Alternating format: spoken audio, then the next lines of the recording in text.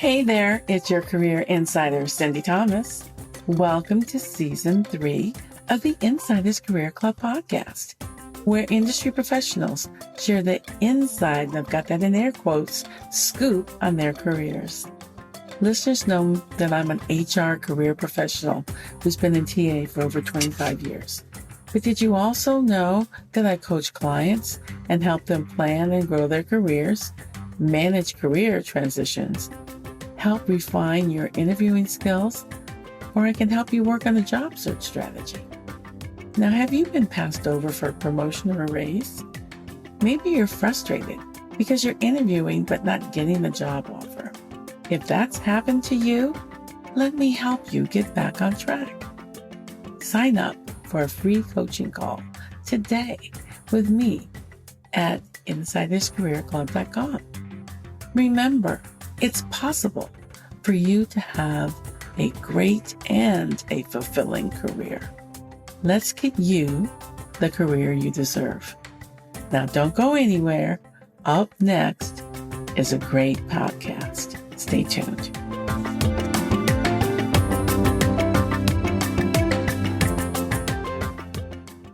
Nicky Billou is our guest today, and he's the co-founder of eCircle Academy. He's an international best-selling author and host of the #1 podcast in the world, which is called The Thought Leader Revolution. He has helped dozens of business owners, coaches, and consultants become recognized thought leaders and grow their businesses by 6 to 8 figures a year. He's an advisor and confidant to some of the most successful and dynamic entrepreneurs in Canada. Let's welcome him into the show. Nicky, welcome into the Insiders Career Club podcast. I'm so glad you're here. Sindy, it's an honor to be here. Thank you so much for having me. Oh, I am looking forward to this conversation. So would you share your story with us about yourself, your family? Where did you grow up? What a wonderful question. I'm actually originally an immigrant from the Middle East. I'm a Christian from Iran. Okay. And when I was a young boy, the Islamic Revolution was happening in Iran. I was 11 years old. And my late father, God rest his soul, he could see the writing on the wall that this was not going to be a great place for him to raise his Christian family. So he eventually found a way to get us out of Iran, and we settled in Toronto, Ontario, Canada. I thank God every day for my father and his foresight, because he took us out of tyranny and brought us to freedom. Now, I don't know how much you pay attention to the news coming out of the Middle East and Iran these days, but I watch a lot of news. There's a lot of stuff going on around the world, and it's not good. Well, in Iran, just several weeks ago, a beautiful young woman, 22 years old, in the flower of her youth and her life, was outside with her hair partially uncovered. In Iran, if you're a woman, it's against the law to be outdoors with your skin or your hair showing. The so-called morality police arrested her and beat her to death for showing her hair. And there's been a revolution that's been happening in Iran. Hundreds of teenage girls, 13, 14, 15, 16, 17, 18, and young women in their early 20s, they have been risking their lives to stand up for their freedom as women and as human beings in Iran. The government has arrested over 15,000 protesters, and they're threatening to execute and kill them all. I know things around the world are rough, and I know there's a lot of people in the West these days who just go and they say, oh my God, the West, America, so oppressive, so racist, so sexist. And I'm not pretending it's perfect here by any means, okay? No, Are it's you not. kidding me? This is the most tolerant, amazing place on earth. And if you really think it's so bad here, why don't you come to Iran for a while? Try speaking up there, because I'll tell you, we all need to stand up for freedom and believe in freedom. And I'm a believer in freedom. I believe in freedom and free expression and free enterprise. Those are the key things that make every human being tick. Inside every human breast beats the living heart of freedom. And my father, he too was an entrepreneur and a freedom lover. I mean, he was an uplifter of people. And you were looking for a job, he'd get you a job. If you were trying to start a business, he'd help you start a business. Even if you were going to compete with him, he didn't care about that. He just wanted to help people. And if you worked for him and you wanted to buy a car or a house or an apartment, and you didn't have enough money, he'd help you get that car, that house, that apartment. Can you talk a little bit about your work background and how you arrived at your current career? I started off my my professional career working in the high tech space. Oh, okay. I was working in finance, and then in sales support, and then in sales. It was really cool. I loved it. Mm-hmm. But I could feel this wasn't what I was supposed to do. I could feel I should be an entrepreneur. The way I got started as an entrepreneur was God gave me a kick in the pants. So I was working for this company. I was making really good money. I was a director of sales in the most important sales group in the company. And then all of a sudden, the company went bankrupt. Just nobody expected it. It was during the dot-com era. And I tried to find another job, and I couldn't, so I had to start a business. That's really how I got started. And it took me a while to kind of figure out exactly what I ought to do. And at first, I got involved in health and fitness because I was really fit back then. And one of the folks that knew me, was asking me, said, "Hey, I know, your job disappeared, and what are you going to do now?" I said, "I'm not sure." And she says, "Have you thought of becoming a fitness person?" I said, "Yeah, I could do that. I'm good at that." She says, "Well, here's what you could do," but I didn't really want to hear it. But the next day, someone called me and said, "Hey, Kim said," and Kim was my friend, "that you're a personal trainer. I need one. What do you charge? And how soon can we start?" That's how I got started. Oh, wow. Business. And, the rest was history. And I approached some people in my network, and, one of them signed up to work with me for quite some time. I started to work with a couple Olympic gold medal athletes. And it built a really good business. I had a good brand, the CEO health coach. I work with a lot of top CEOs, Olympic gold medalists, billionaires. Wow. And then seemingly out of the blue, my then wife decided she didn't want to be married to me anymore. I was completely shocked. And I just went into a dark place for a while. Yeah, I was a grown-ass man sleeping on his mother's couch with 2 sons. It wasn't good. And so here's what happened. I went to a business conference, and I saw this man deliver a talk, and it really resonated with me. It spoke to me. So I plucked up my courage. I walked up to him, and I said, "Hey, I think I'd like to hire you." And he just looked at me, and he gave me this look. I was like, "Okay." And we talked for a bit, and he said, "All right, listen, to work with me, my minimum fee is $5,000 for 5 hours of coaching.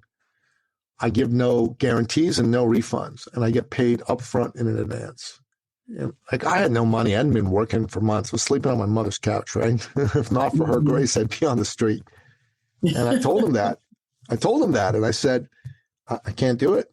And he just looked at me and he said, "Look, I want to give you some advice." And I said, "Okay." He said, "It does not matter whether you have any money right now." I go, "It doesn't?" Because I thought that was all that mattered, right? He said, "No, what matters is how bad do you want change? Are you done being in this space, or do you want to keep being in the space? If you're done being in this space and you want change, you'll figure it out and you'll come up with the money and pay me. And if you're not, then you'll stay stuck." I gotta tell you, I didn't like hearing that message. I hated that message. But I knew he was right. So I said, "Give me a couple days." And back then, like I said, I was a fitness coach. And I approached a couple of people that I'd been in discussions back and forth, but they hadn't made a decision. I had a lot of urgency that day. So I called a couple of them up, and here's what I said. You're going to love this. I said, "Hey, I got good news for you." And they said, "Oh, yeah, what's the good news?" I said, "Listen, you're fat. You need to lose weight. I'm broke. I need money. So I'm going to give you the deal of the century, and I'm going to help you lose that weight. We're going to do half price from the last price I quoted you. But here's the catch. You got to say yes right away. You got to pay me right away. So what's it going to be?" So a couple people said yes. They gave me $1,000 each. So I had an appointment with this gentleman. His name was Bill. I went to see him. I said, "Hey, Bill, here's a couple grand." I was proud of myself. And he looked at the couple grand and he said, "I said 5, not 2. I was like, He said, "Bill, how many people have you told this little story to?" "Well, over the years, probably 30 or 40. I said, "All right. Besides me, how many come back to you with any money?" And he said, "Oh, you're the first." I'm like, "Oh, okay. Then take my money and let's get started." He said, "Okay." I wrote out a contract saying I pay him in 30, 60 days, whatever the case may be. And Sindy, the rest is history. I made $100,000 in 4, 5, 6 months. I paid him off, and that's how I really got started in the helping profession from a point of view of helping people make more money. Okay. And here's what I learned. You got to be resourceful. It does not matter how much money you have. How bad do you want change? There are 4 qualities you got to have to be successful as a business person. The first is you got to be decisive. You got to tell yourself, I'm ready. I'm in it to win it. I want to make 100,000, $250,000, $1 million, whatever the case may be, right? And secondly, you got to be committed. There can be no, I'll give it a shot. There's got to be, I'm in it to win it again, right? I'm willing to be bad before I'm good. Thirdly, you got to be coachable because you're going to need to hire coaches and mentors, and you got to listen to what they have to tell you. And then finally, you got to be resourceful because it's going to cost money to work with those coaches and mentors, and it's going to cost time, energy, and money for you to get it going. So if you're willing to do that, you're going to win. But if you're not, then you won't. Decisive, committed, coachable, resourceful. I won't work with anybody who's not all 4 of those things. Okay.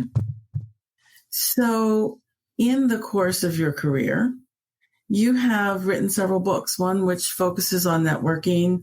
You're also a business coach. You started your own training programs called the eCircle Academy. Can you share with us why you felt there was the need to start your own eCircle Academy? I'm sorry. Well, look, I think there's a lot of people who are good people who are suffering. You know what I mean? Because they just don't know how to win, right? They just don't know how to win. So my first book is called Finish Line Thinking, How to Think and Win Like a Champion, right? So let me ask you, so you ever wondered what has someone be a champion and someone else who's equally as talented not? Not so much, because it's usually mindset. Anybody can have talent, but if you don't do anything with it, right? Right. You got to have the right mindset, right? It's your thinking. So I worked with some Olympic champions. I worked with some multi-billionaires, with some people who are the number one in their field, number one realtor, et cetera. And here's what I discovered. They have a very particular mindset. And so I kind of studied what things do these folks have in common from a mindset point of view. And I laid it out in terms of 13 principles, how to think and win like a champion. That was what I figured out in my first book, right? So I'm thinking how to think and win like a champion. So I started teaching this to people, and I saw mindset was important, but, in addition to mindset, people needed the right strategies to win. So we put together a program that shows you, first of all, show that you care. Secondly, a lot of people don't have good messaging. You know what I mean? Like, they're good people, but if you ask them what they do, they'll say something like, well, I'm a marketer, I'm an advertiser, I'm a realtor, et cetera, et cetera. What happens when you listen to someone say something like that? You're not going to pay much attention. You know what I mean? Oh, they're another realtor, they're another coach, they're another marketer, whatever, right? Unless you have a very specific need for that, right? That you've identified, it's not going to do much for you. But if, for example, someone asks me what I do, I tell them, hey, I help business owners add 1 to 2 zeros to their income while working 10 to 20 hours less a week. Now, that's a good message, right? If you're a business owner, you're going to go, I'd like to add a 0 to my income, maybe even 2. That'd be great, right? I'd like to work 10 to 20 hours less a week, right? So a lot of business owners will listen to that and they'll go, how do you do that? And that's what you want when you tell somebody what you do. You want them to want to find out more. And if your messaging's bad, they're not going to want to find out more because, they're busy. They got a lot of things to do, and they're going to very quickly determine if you're somebody they should spend any more time with or no. Right. So you got to help people have a good message. Now, I'm going to tell you a quick story. I had a client. He was also a personal fitness trainer. He was a young guy, 25 years old when I met him. His name was Dan. Really good fella, Sindy. You know what I mean? Kind of fella you'd want your daughter to bring home and say, hey, keep dating this guy. This is a good guy. I trust him, right? Right. But he was a terrible businessman. He couldn't do business. He had 7 clients. He made $1,200 a month in Toronto, where I live, which is like the New York City of Canada, right? That's not enough money to live in Toronto. He had to borrow money from his mom and dad to make ends meet. So when I met Dan, I said, okay, buddy, tell me, who do you help? What do you offer them? And he goes, oh, I can help anybody, buddy. And I can help them do anything. I can help them lose weight. I can help them get strong. I can help them get fit, enter contests. I can do anything with anybody. And I was like, oh, okay, all right, buddy, that's not going to work. You got to have a tighter message that solves a problem for a particular group of people. And he said, no, Nicky, seriously, I can do anything for anybody. And I'm like, anybody with a wallet and a pulse? And he's like, oh, good one, Nicky. I guess so. And I said, that's not going to work. You need to narrow your focus. Otherwise, being all things to everybody isn't going to work. So he goes like, okay. And he goes, okay, I got it. My dad's a doctor. I love my dad. So let me work with doctors, and doctors make a lot of money. I'm like, that's your message? I love my dad and doctors make a lot of money? Yeah, that's not really going to be an attractive message. But he wanted to try it, so he did. And it didn't really work. And I said, buddy, we need to change this. And he goes, okay. I can narrow my niche more. Okay, I got it. I'll work with cardiologists. They make more money than doctors. And I'm like, oh my God, you're not getting it. And he didn't make any sales from that either. Mm-hmm. And then the good Lord, through luck, through serendipity, sent him a Paralympic athlete who had a missing leg. He was from originally an African Cuban man. Really good fellow. And the two of them really hit it off. Dan trained him, and they did good work together, and he helped him win a couple medals, right? Because of how good the work they did together was. Mm-hmm. And then finally he came to me, he goes, okay, Nicky, I think I got it. I've been focusing on the money, not on the person. And I really love working with this fellow. Let me go work with people with missing limbs. I can help these people, and they could use my help. And I said, oh man, that sounds like it could be good. Go for it. Let's do it. Anyways, in 6 weeks, he signed up 400 clients. Wow. So he made an extra, not 1 0, but 2 zeros to his monthly income. He went from $1,200 a month to over $100,000 a month. Why? Well, first of all, his message was very tight and targeted. And it wasn't, you make more money. It was, I'm going to help you become strong and fit. And nobody else was going after people with missing limbs. It was just him. Because they didn't think they could work out, right? They don't have legs, they don't have arms, right? They were wrong. And Dan's message was more than I'm just going to make you fit. It was, you're just as good as anybody else was the underlying message, right? And that message really landed. And that's why he was successful. He started working based on his heart, on making a difference, and on having a really good message. And those two are very powerful if you put them together. Targeting your message, targeting your audience. Well, makes sense, right? Yeah. It does. I listened to a podcast recently, and unfortunately, I don't remember the gentleman's name, but he basically said the same thing. That if you're marketing to everyone, it's not going to do anything. It doesn't hit home. It doesn't speak to the listener. But if you target your message, it will. It'll find the right audience. I wanted to check in with you on the power of connecting, because I know that is one of the areas that you focus in on. So could you tell us about that? Fundamentally, human beings are social creatures, right? We need each other. Being alone is not how we were built. You know what I mean? The good Lord put us here to be together with one another. It appears to me that is the key to a successful life. But if you're somebody who is a businessman or a businesswoman and you want to grow your business to the maximum level possible, Sindy, relationships with other people are the only way that's going to happen. Now, there are some minor exceptions to this. There's some businesses where, it's all online or whatever, like automated trading and things like that. But even in those businesses, at some level, there's got to be a relationship with a human being. If you want to be successful, you're going to need to be somebody that wants to be connected to other people. And connections, relationships are what's going to allow you to take your business to the next level. Like you and I today, this call is an opportunity for us to get to know one another. You're going to get to know me. I'm going to get to know you. The intention is that we both like each other. We both develop some level of trust for one another. And if someone in the future were to say to me, hey, do you know Sindy Thomas? I go, yeah, I know Sindy Thomas. She's great.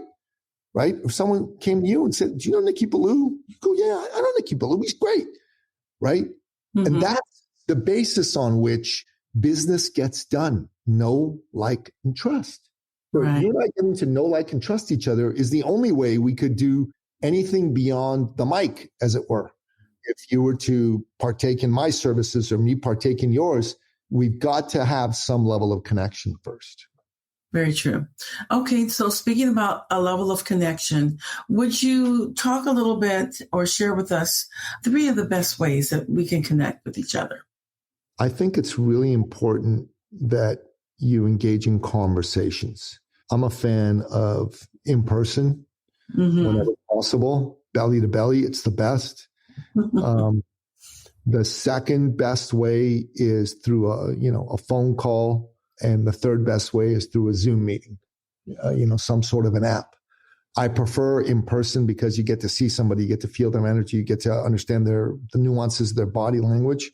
Right. But phone calls are really good because then I start to really pay attention to a person's voice and the inflections and tonalities of their voice. Zoom can be good, but Zoom fakes you out into thinking you're with the person, live and in person because you can see them on video, but it's not quite the same. So you're not as tuned into their voice as you would be on a phone call. Right. And it's difficult to read reactions on Zoom. It comes up differently. The technology changes it somehow. But on a phone call, as you know, I worked in HR, was a recruiter for many, many years, and I could read people very well by speaking to them on the phone without ever meeting them. And you get a feel for people because you're hearing their voice, you hear their inflection, you get their energy. A pause can mean a whole lot. Yeah, I like the phone call or in person. That's really good. And if you're going to meet with someone, sometimes a phone call is great. It kind of gives you a warm lead in to that person. I wholeheartedly agree. I think that's very, very critical, very important. How would you say the pandemic has affected our connections with each other? Obviously, they were very difficult. A lot of people felt very isolated, right? I think it's super, super important in the post-lockdown era that people make a real effort to become more connected to each other. I mean, it's true for me too. I was not seeing any of my friends. My sister lives with me. I could not get her to go anywhere. And actually, we didn't want to because she has health issues and we didn't want her to be exposed to anything. Myself included, I don't want to be exposed to the pandemic. So, we really kind of shut down everything and still trying to get back to where we were. It takes a concerted effort because you get used to the new habit. Amen. Amen. Let's talk about the law of proximity. Exactly what is that? What do you mean by that? Who you actually physically spend time with is somebody that will influence you. So if you want to get to another level in any arena of life, you need to be somebody who is very careful about who you spend time with. So I used to be a top fitness coach, right? And then I stopped about a dozen years ago. I stopped being around the atmosphere of people who were super fit. So I started to gain weight. Over a 12-year period, I almost gained 50 pounds. I realized that if I wanted to turn that around, I need to start being around people who were fit. So I found a guy who was an IFBB pro bodybuilder. I started hanging around that guy and I hired him to coach me. And I've lost pretty much all the weight, down from 227 to 182. And that only became possible because I followed the law of proximity. So if you want to become better at sales, be around people who are good at sales. If you want to become fitter, be around fit people. You know what I mean? If you want to become a better piano player, you got to sit your ass down near some really good piano players. You know what I'm saying, Sindy? Right. Show me who your friends are, and I can tell you about yourself, basically. That's me paraphrasing, but it is who is around you who's going to be a direct influence. And if you hang around with people that maybe they don't have the same mindset that you have with regard to success or honesty or morals, you're going to find yourself slipping or constantly in a tug of war because you're fighting your nature against theirs. 1,000%. Yeah, so we really have to, and it feeds into your mind. You start having these habits, you start talking like them, you start believing like them. I mean, it can really change everything that you were brought up to be. Both of us are believers. If you hang around with a bunch of non-believers, maybe you stop going to church. Yeah, maybe you stop worshiping. Maybe you stop reading the Bible. You start thinking that doing this is okay when you didn't think it was okay before. So it's a very strong influence. Thank goodness for my parents instilling in me, be careful who you're with, because it can have a direct effect on you, even though you don't see it when you're younger. Amen, sister. Well said. Thank you. Said. So, I'm big on career coaching and all of that. And I believe in individuals having mentors, good influences, with the proximity. Can you share why you believe we should have a career mentor? I believe in mentorship, period, right? If you have mentors in your life, you're going to go further. There's a saying that goes, if you want to go fast, go on your own. If you want to go far, go with others. Mm-hmm. And if you want to go far and fast, go with a mentor. Mm-hmm. Yeah, that's just a fact, right? Mentors can really help you sidestep a lot. They can open up your brain, your viewpoints, so that you can see what's going on around you and give you a deeper understanding of what's happening. I know that I have said in some of my podcasts that if you're going to have a mentor, you should have someone that is higher up on the scale than you are. Don't go get a peer to be your mentor. They can help train you in certain things, but you need someone that has experience and a higher view, that high level view that can help you out because they have experience. And they can also be a presence at a higher level in those executive meetings with the other senior execs and can talk you up there, and they give you exposure and help make things happen for you. How do you see the role of a career mentor? A career mentor is somebody who you can ask questions of. It's somebody who you can ask for advice. It's somebody that will be there when you need them. So if that's somebody that you think you need in your life, and I think, at some level we all do, that would be a beautiful thing for you to have someone like that in your world. Absolutely. And I know too that sometimes there are no mentors in your company that you're in, but I would encourage people to reach out in their networks to either find someone that they can ask to be a mentor or have friends help them find a mentor.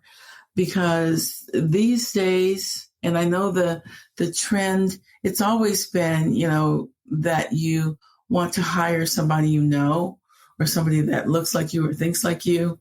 Sometimes it's not always the best thing, but it's kind of in our nature to want to do that. But mentors, if you have a really good one, they can expand you so much and help you grow so quickly. You'll just be amazed at yourself if you actually sit and look back on how you've grown and what the influence is of someone that has helped you get there. It's a really great thing to have. When you have good people in your life, you're going to be winning more. And mentors help people like you win. So you should definitely be somebody who's all about that. Yes. Let's talk a little bit about how you became an expert in thought leadership. Can you tell me how you got there? Well, I think I have been, right, with some of these things I've been sharing with you, making sure that you got a very powerful message. Okay. I think that's important in solving problems with people, because what is business, Sindy? And this is what a thought leader does, right? Business is about solving problems for people for profit. I call it Nicky Billou's 3P solution, right? 7-figure 3P solution. So you got to solve acute problems for wonderful people for awesome profit. And so what's the difference between a thought leader and an expert, right? An expert's someone who knows something, right? Experts are a dime a dozen, though, while a thought leader is someone who's known for knowing something. Thought leaders are rare and valuable.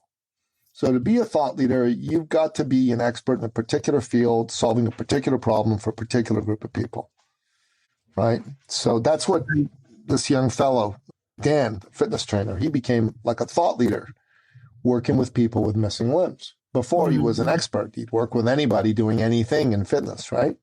Right. And then he became like the go-to person working with people with missing limbs.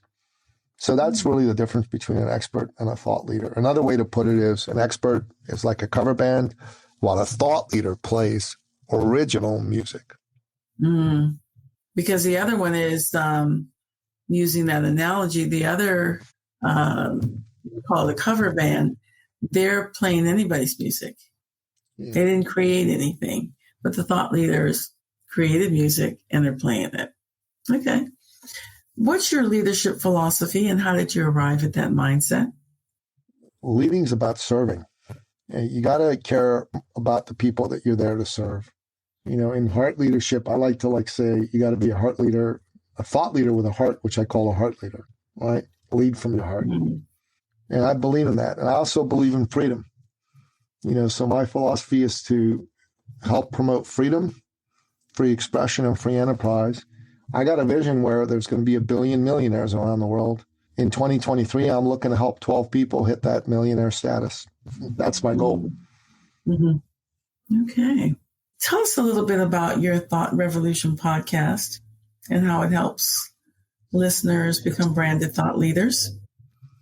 The Thought Leader Revolution podcast is designed to help you stand out and learn how to stand out, learn how to have a dialed-in message. If you are somebody who is looking to grow your practice, if you're looking to create $500,000, $1 million, $2 million a year practice for yourself, this is a great podcast for you to listen to get tips, strategies, how-tos on how to do that. That's essentially what we're all about. We have to interview some of the world's top thought leaders in how to do that. You know, we like to interview some of the people who are the best in the world at what they do. If someone wanted to contact you, how can they do it? Where can they find you? The best way is to go to this link, eCircleacademy.com/appointment. That's if someone wants to jump on a phone call and talk about their business and how they can take it from where they are to where they want to be. All right.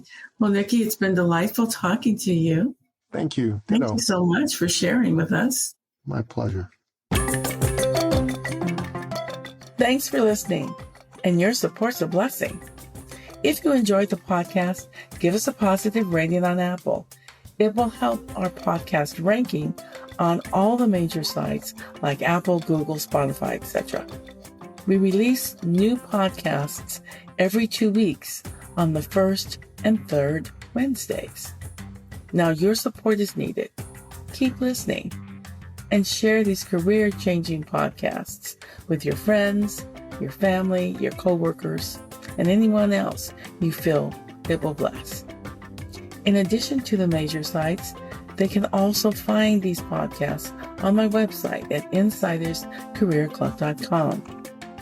Now, if you're not happy with your career, let me help you. I can help you get your career on track. Sign up for a free coaching call with me today. Before you go, let's speak victory over you. You have a bright future.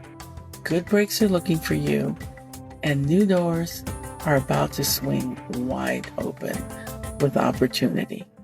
Believe it. Until next time, take care.